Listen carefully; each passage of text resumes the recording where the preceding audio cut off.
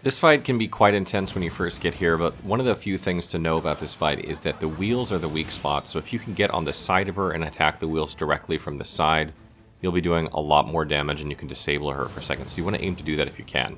So the general strategy here is that you want to bait her into doing her sort of wheel attack into the wall and then follow up behind her and attack if you can when she's in phase 1. When she's in the Dark Realm, you can't really do this because if you follow her from behind and attack, which you'll see me do once during this video, she'll turn around and then go back the other direction, so you'll get run over. Another good strategy is to try and get through her whip attacks. They sort of have like a frontal cone arc, but it's a certain distance away from her, so if you can get under it and like close up to her in her chest, then you can sort of melee her down without having to worry about the whip as much. Although occasionally she'll try and claw you when you do this, but I think it's worth trading the damage here. If you can get in there and just, you know, kind of hammer away, it's a good way to take off a lot of damage in a hurry. A couple other things about this fight. Obviously, fire resistance is extremely helpful because the whole place becomes on fire. And another thing that's really useful is poison. Poison does very well in this fight.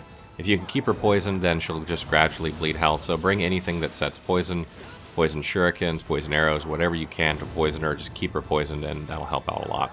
When she starts to summon adds, the wheel add thing, you can just hit once and it disappears. It's best to try and do that real quick.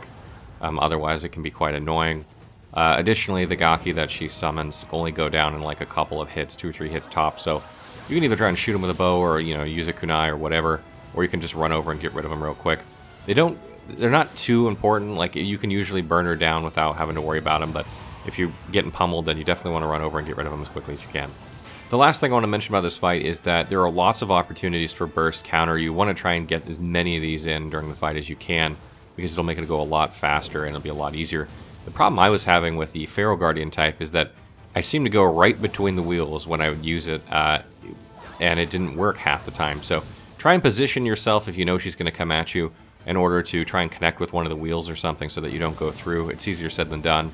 But if you're using the other, you know, Guardian Spirit types, you shouldn't have this problem. But if you're using Feral Guardian, you don't want to try and go between the wheels, because if you do that, then you don't get the burst counter.